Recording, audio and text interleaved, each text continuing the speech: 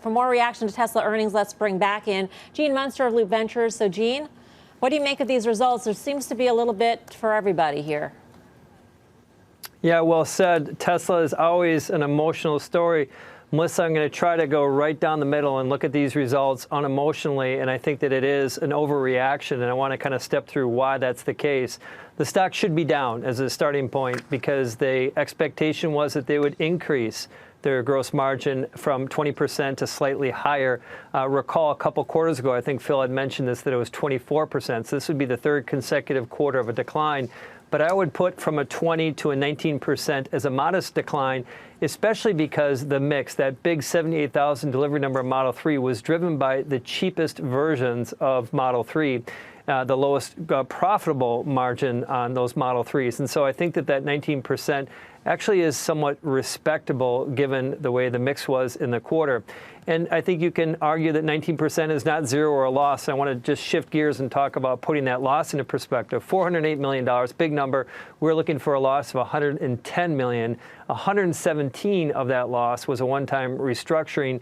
And I suspect, and they'll talk about this on the call, that a large portion of that. So to answer Tim's question about how do you have that big of a loss and you have those record deliveries, they spend on other things, in particular Shanghai Gigafactory. I encourage anyone to do a Google search, a YouTube video of where that's at right now. Most impressive how quickly that's coming together. They're spending a boatload of money to advance that. And so I think of this, the fact that they continue to expect demand moving in the right direction, the fact that they've really got their arms around manufacturing is generally moving in the right direction. One last thought to your point, Melissa, about Amazon and thinking about this relative to almost this hidden valuation question.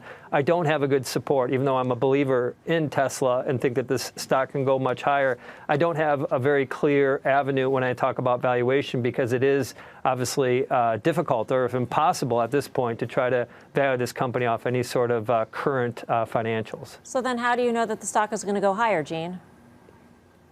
Well, when you look at the market opportunity, we think that there are just a handful of what we'd call undeniable truths of the future. And one of those is the electrification of cars.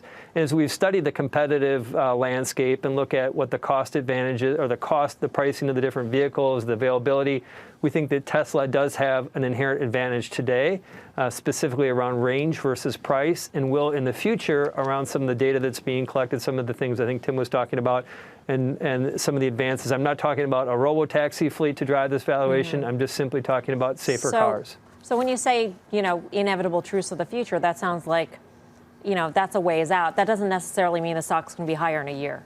I mean, if your time frame is shorter, the conviction is lower, it sounds like. I think, it's my conviction is still high. I just don't have the framework around valuation. I would say this. If Model 3 units increase in the September quarter, which is what they're saying is going to happen, the stock will rebound. Okay. Gene, thank you. We're going to let you hop on the Facebook call, which is going on right now. We'll check in with you a little bit later on. They're also, by the way, commenting in this Outlook letter about the Model Y. Preparations for production began in the second quarter. They're able to leverage some of the costs from Model 3 because the parts overlap, et cetera. So that's going to be theoretically a lower cost car to produce once they get the Model 3 up and running. We remain on track to launch local production of the Model 3 in China by the end of the year. I mean, again, I'll say it again. I think there's something for bulls and something for the bears. You don't have to be in the stock. Let's just be clear. This is the way I would look at it today. If you're looking to play it, I think if it gets down to that 225 level, it makes sense in terms of risk reward. I don't know if it's going to get there, but if you want to play from the long side with only stock, to me, that's your entry point.